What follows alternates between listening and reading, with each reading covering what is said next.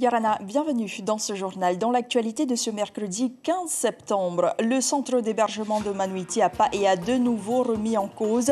Un deuxième décès survient en l'espace de 2 jours seulement. Un malade qui ne voulait pas se rendre à l'hôpital selon le maire de la commune. Retour à la quiétude, ou presque, à Huahine. Les habitants profitent, les professionnels de la santé aussi.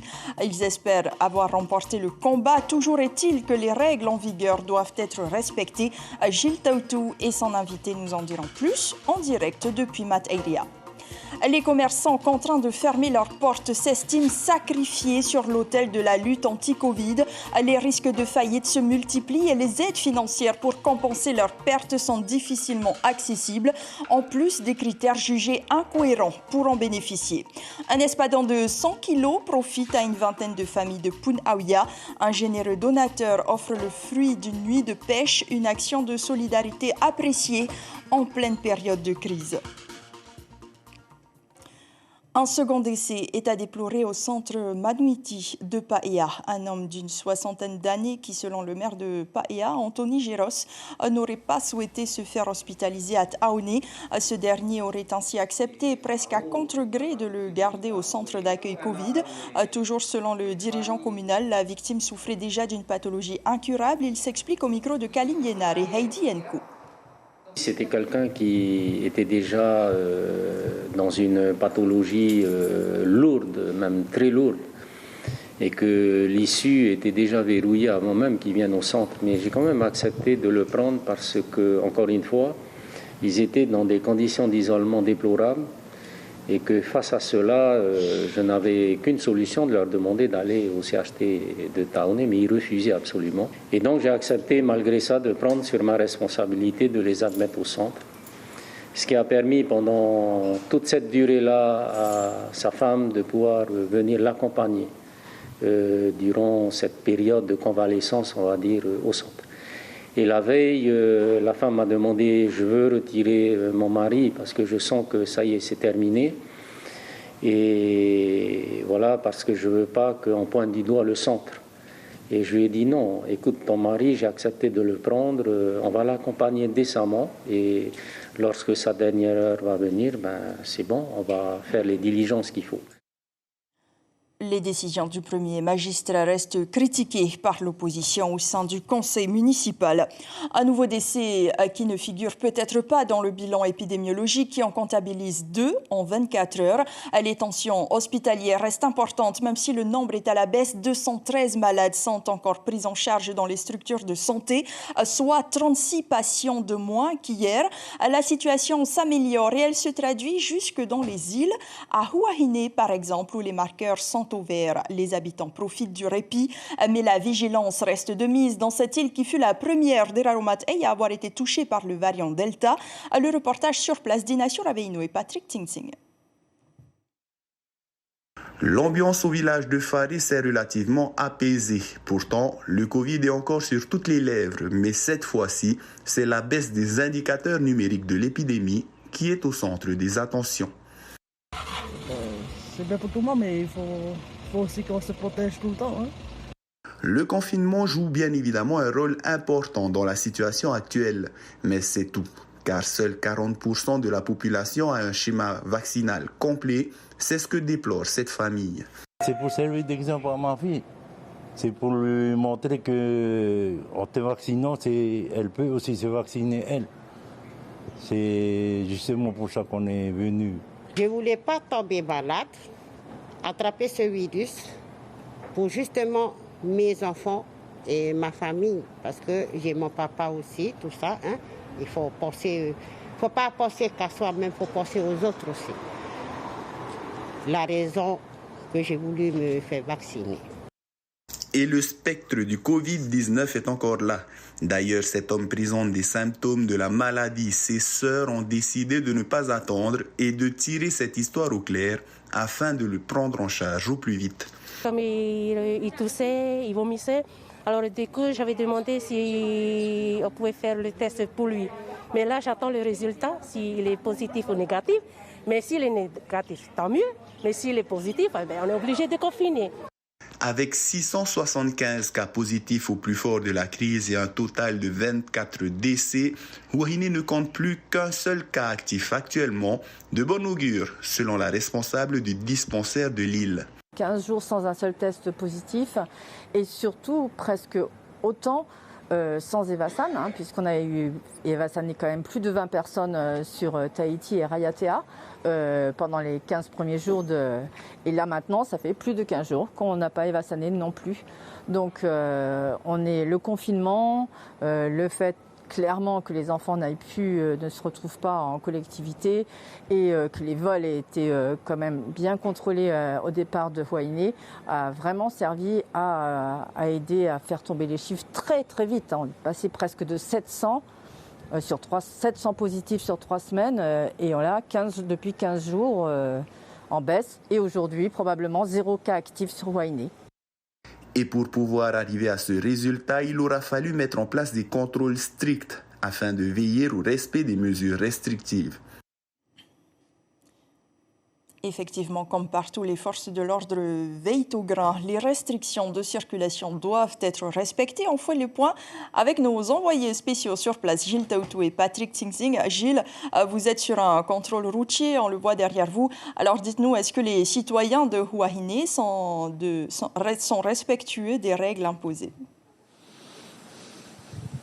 Complètement, malgré la trentaine de véhicules contrôlés, tous avaient leur attestation pour circuler et justifier également pourquoi ils circulaient. On va aller voir Tehea Flores, agent de police municipale avec nous. Tehea, les contrôles, comment s'effectuent ici à Huahine? Comment est-ce que vous gérez ces contrôles? Alors, les contrôles se font tous les jours avec la gendarmerie, bien sûr. Donc, on procède à des contrôles le matin, tôt le matin à partir de 6h jusqu'à 10h30. Tout dépend de la circulation, des va-et-vient de la population. Dans l'après-midi aussi, avec la gendarmerie, on procède à des contrôles sur la petite île de Huahine aussi. Parce qu'il faut savoir qu'il faut qu'on gère toute l'île de Huahine. Non, c'est pas uniquement des districts, c'est vraiment toute l'île de Huahine. Donc, on essaye de jongler le matin sur la ville et l'après-midi sur la petite île. Alors on voit que tous les citoyens de Huahine ont leur attestation, c'est ce qui facilite aussi un peu votre travail de façon à ce que tout est justifié dans leur déplacement. Oui, la population de Huahine respecte énormément les restrictions, tout ce qui est concernant les attestations. À chaque fois qu'on les arrête, ils nous présentent leur attestation par personne, sinon ce sont des attestations numériques. On est à la page aujourd'hui aussi. Et sinon, la population est bien. Au début, c'était pas facile, puisque tout le monde, on était confinés, ressortis, et puis la population de Huahine n'avait pas l'automatisme de faire leur attestation. Aujourd'hui, c'est plus facile pour eux? Oui, 2 semaines, ça fait déjà 2 semaines. On avait fait ça l'année dernière, en 2020. Bon, ça a été difficile la première semaine. Ils étaient tous là à respecter, à râler, mais on n'y peut rien. Aujourd'hui, il y a un résultat, le taux des personnes Covidées à Huahine a baissé. Il y a moins de gens qui circulent sur la route. Dès midi, il n'y a plus personne en fait, c'est ça. C'est uniquement les personnes qui vont au travail. Et après, c'est le vide. Alors, à partir de quelle heure est-ce que Huahine retrouve son calme traditionnel? On va dire ça comme ça. À midi. Midi. Oui. D'accord. Pour vous, en tant qu'agent, la situation est facilement... Est-ce que vous gérez facilement la situation, le fait de contrôler Oui, on arrive à s'organiser. Les brigades sont bien dispatchées, les équipes, pareil, le travail avec la gendarmerie, toute l'équipe de la commune. On s'organise. On essaye de gérer à la fois le comportement, le comportement de la population et aussi la prévention, bien évidemment, avec nos guides sanitaires qu'on remercie bien. Et sinon, voilà. Voilà, c'est dans quelques minutes que Huahine va retrouver son authenticité, son calme habituel. Et puis voilà, d'ici quelques minutes, la population a compris à partir de 20h. La circulation est interdite. Ayata. Merci beaucoup, Gilles Taoutou. De bons citoyens. Donc, à Huahine, où plus aucun cas positif n'a été détecté depuis 15 jours. Cyril Tétouanoui, maire de Toumaraï, président du SPCF, dénonce, lui, l'irresponsabilité du maire de Bora Bora et président de la deuxième institution du pays, Gaston Tong-Song. C'est un manque de cohérence, dit-il à Julien Vescouvali. On parle de vaccination. on est des élus responsables. Je pense qu'il faudrait qu'on donne, les élus donnent l'exemple devant la population pour que ce soit vacciné, parce qu'à chaque fois, là, on fait appel à la population de se vacciner pour se protéger. Et le discours de M. le maire de Grosbois n'est pas cohérent par rapport à la politique du gouvernement et de l'État qui préconise la vaccination de l'ensemble de la population. En tant que représentant de la deuxième institution du pays, je pense que c'est pas cohérent un peu ce qu'il dit aujourd'hui. Il aurait dû ne pas parler et laisser les choses faire. Voilà ce que je voulais dire. Mais en tant que président de l'Assemblée, il faut qu'il donne l'exemple pour que la population nous fasse confiance. Je vous rappelle que Gaston Tong-Song assume son choix de ne pas être vacciné, arguant que ses anticorps sont encore suffisants pour se protéger du virus. Est-ce un argument valable? C'est une question que nous allons poser tout de suite au docteur Didier Bandou. Il est en direct avec nous comme chaque mercredi. Docteur Bandou, Yorana, merci de nous apporter votre éclairage ce soir encore. Alors dites-nous si les anticorps suffisent pour se protéger du virus ou la vaccination reste nécessaire. Il y a beaucoup d'études faites sur les anticorps anti-Covid. On en retrouve jusqu'à 13 mois après l'infection. Ça ne veut pas dire qu'en 13 mois, les anticorps soient encore protecteurs. C'est toute la différence. On ne peut absolument pas préjuger du fait qu'on ait suffisamment d'anticorps pour lutter contre une nouvelle réinfection. On sait maintenant qu'après un Covid léger, on a beaucoup moins d'anticorps qu'après un Covid qui serait plus sérieux. Et globalement, on conseille aux gens de rebooster l'immunité et refaire un shoot un petit peu d'anticorps avec une vaccination à partir du 6e mois après le Covid. Donc il faudrait se faire vacciner. Des internautes s'interrogent aussi pourquoi faut-il vacciner les personnes en bonne santé? Ben justement, c'est bien ça le problème. C'est d'une part, on en revient toujours à la même problématique de la contamination. Et puis, comment sait-on qu'on est en bonne santé? J'ai beaucoup de patients qui viennent, ils sont convaincus d'être en bonne santé, pourtant ils sont en surpoids, pourtant ils sont hypertendus, méconnus. Donc attention à la bonne santé relative et ressentie. Une autre question qui rejoint un petit peu cette dernière. Pourquoi vacciner les personnes en bonne santé qui ont déjà été contaminées sans forme grave? Et justement, comme je l'ai dit, quand on a un petit Covid, on va dire, peu symptomatique, il est plus que probable qu'on ait très peu d'anticorps. Donc il est conseillé d'avoir un reboost par la vaccination au 3e mois, cette fois-ci quand on a eu un petit Covid. Les Covid plus sévères, on conseille à partir du 6e mois. Alors, sur l'obligation vaccinale, cette fois, on sait que l'Organisation mondiale de la santé, l'OMS, n'est pas favorable. Alors pourquoi la rendre obligatoire? Alors c'est un sujet politique, mais c'est qu'au niveau médical pur, c'est beaucoup plus subtil. Quand on relit l'OMS, en fait, elle ne conseille pas la vaccination obligatoire pour les voyageurs pour se rendre dans les pays étrangers. Tout simplement parce qu'il y a une distribution très inégale des vaccins dans le monde entier. On ne veut pas obliger le Burkina Faso à avoir une réaction vaccinale comme pourrait l'être Tahiti ou la métropole des États-Unis. C'est la raison pour laquelle, essentiellement, l'OMS se prononce contre l'obligation vaccinale, mais pour les voyageurs. Pour terminer, docteur, très rapidement, en Nouvelle-Calédonie, un arrêté gouvernemental a été pris pour autoriser les médecins et les pharmaciens à vacciner. Cela va être le cas aussi en métropole à partir du 1er octobre. Qu'en est-il pour vous? On attend, c'est vrai qu'il y a le côté geste vaccinatoire qui n'est pas de la chose la plus compliquée. Après, il faut bien avouer que c'est tout ce qui est administratif derrière, faire remonter l'information, les codes barres, le côté, entre guillemets, paperasserie, qui reste encore compliqué ici. Néanmoins, si on a des vaccins qui permettent d'être en une dose, comme le probable futur vaccin anglo-suédois, ce serait une bonne chose. Merci beaucoup Didier Bandou d'avoir été en direct avec nous dans ce journal, comme chaque mercredi. Bonsoir. Je le disais donc, le gouvernement calédonien vient d'autoriser les pharmaciens, infirmiers et médecins libéraux à prescrire et administrer au sein de leurs officines ou cabinets les vaccins.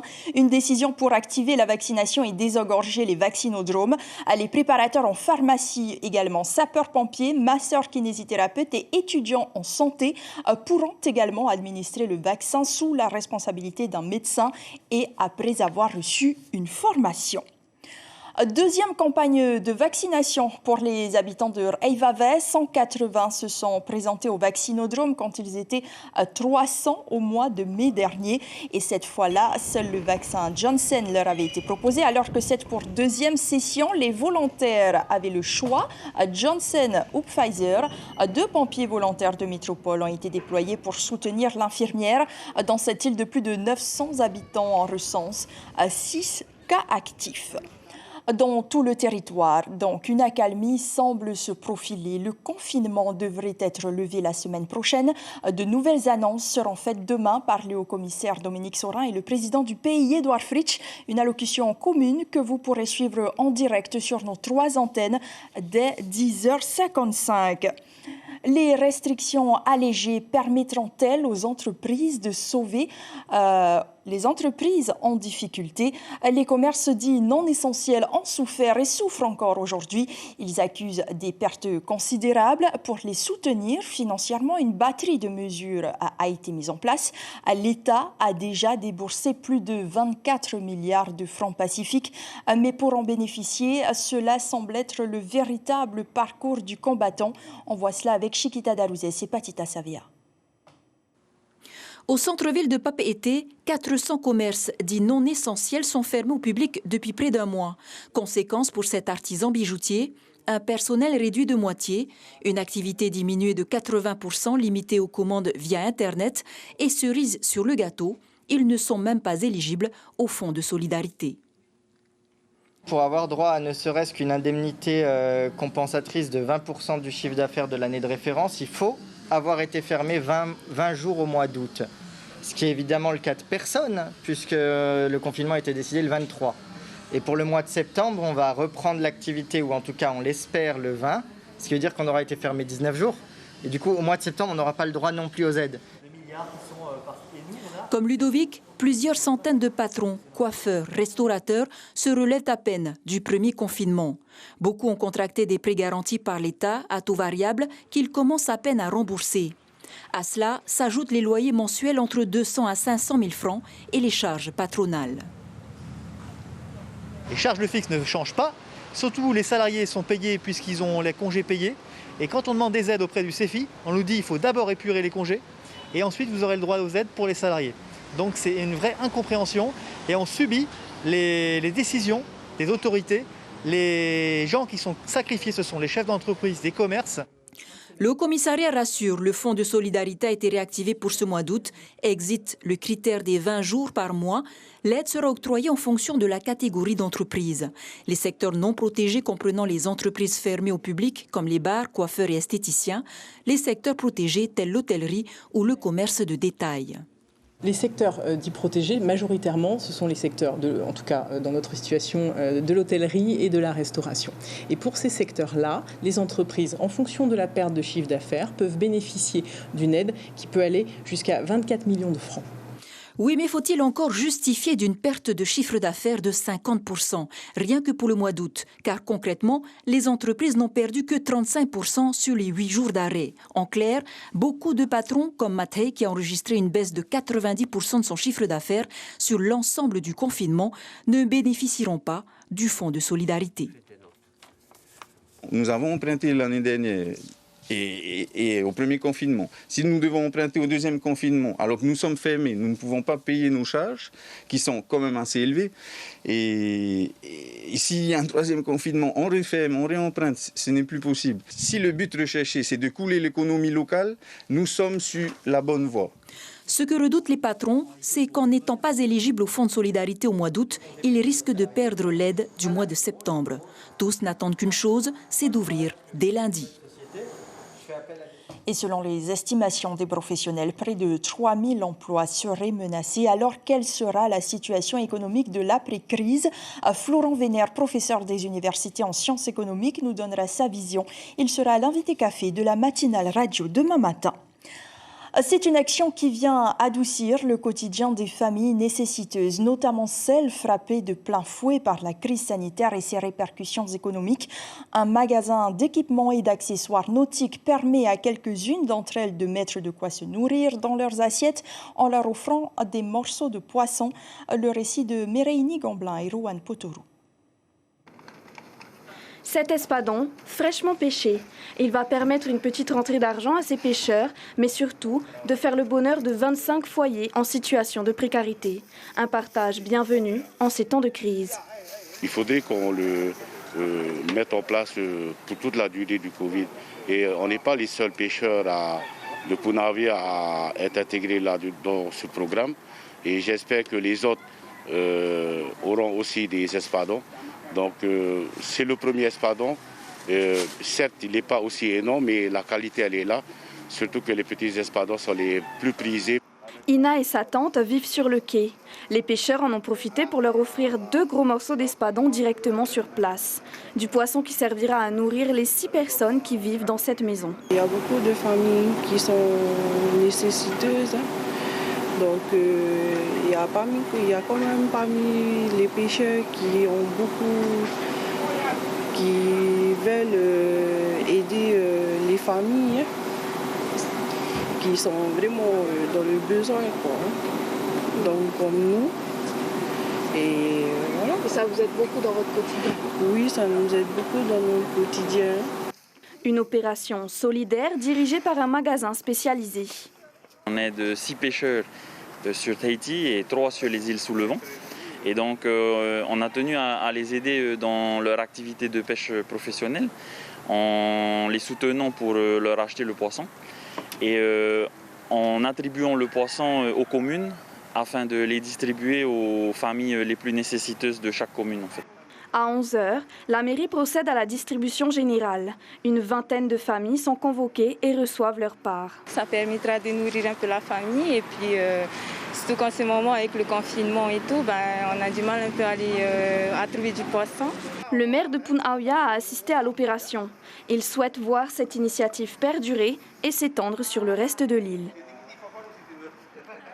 C'est sur cette note positive que se termine ce journal. L'information principale de ce mercredi, le centre d'hébergement de Manuiti à Paea a de nouveau remis en cause. Un deuxième décès survient en l'espace de 2 jours seulement. Un malade qui ne voulait pas se rendre à l'hôpital, selon le maire de la commune, a des décisions contestées aujourd'hui par l'opposition au sein du conseil municipal. Par ailleurs, je vous rappelle qu'un nouveau point presse est à Paea est prévu demain. Une allocution commune du haut-commissaire et du président du pays que vous pourrez suivre sur nos 3 antennes dès 10h55.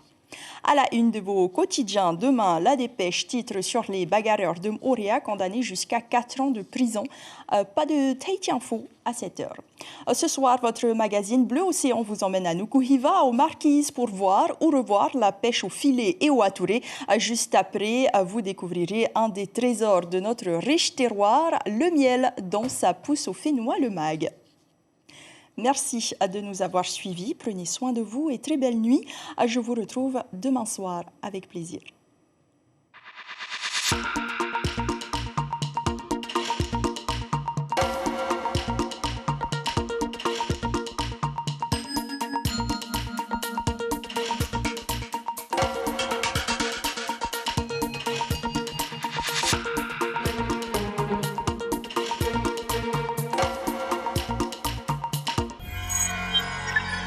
Retrouvez ce programme en replay sur notre site internet.